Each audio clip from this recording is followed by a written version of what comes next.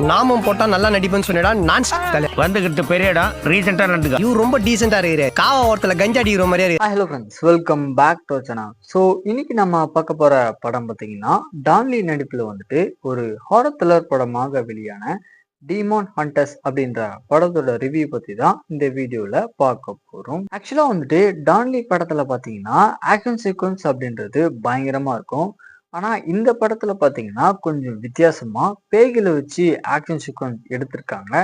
சரி, கதை அப்படின்னு பார்க்கும்போது அதாவது நம்ம படத்தோட ஹீரோனை டான்லி பாத்தீங்கன்னா பேய்களை ஓட்டக்கூடிய வேலை வந்துட்டு பார்த்துட்டு இருக்காரு. இவரோட டீம்ல பாத்தீங்கன்னா மொத்தமா வந்துட்டு 3 பேர் இருக்காங்க. அதுல ஒரு பொண்ணு பாத்தீங்கன்னா பேய் இருக்கா இல்லையா அப்படின்றத அக்யூரேட்டா கண்டுபிடிக்கிறதுக்காகவும், இன்னொரு நபர் பாத்தீங்கன்னா டெக்னிக்கல் சம்பந்தமா வந்துட்டு ஹெல்ப் பண்ணிக்கிட்டு இருக்காரு. ஸோ இவங்க 3 பேரும் சேர்ந்து அந்த ஏரியாவில் இருக்கிற பேய்களை பார்த்தீங்கன்னா ஓட்டிக்கிட்டு இருக்கும்போது ஒரு சைக்காட்ரிஸ்ட் பார்த்தீங்கன்னா தன்னுடைய தங்கச்சியை எப்படியாவது கியூர் பண்ணுங்க அப்படின்னு நம்ம படத்தோட ஹீரோ கிட்ட வரும்போது இவர் பார்த்தீங்கன்னா அதை ஃபர்ஸ்ட் அக்செப்ட் பண்ணல.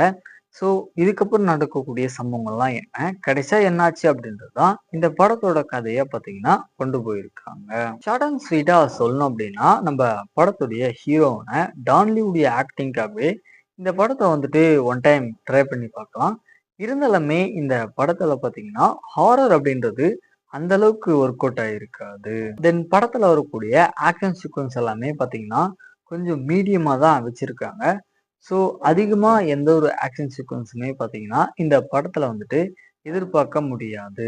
ஸ்டோரியா பாத்தீங்க அப்படின்னா ஒரு யூஸ்வலான ஹாரர் த்ரில்லர் ஸ்டோரி வந்துட்டு அப்படி இப்படி திருப்பி போட்டிருக்காங்க. ஸோ புதுசா எதுவுமே இந்த படத்துல இருக்காது. ஸோ ஃபைனலாக வந்துட்டு இந்த படம் பார்த்தீங்கன்னா ஒரு one time watchable horror thriller படம் தான் வந்திருக்கு.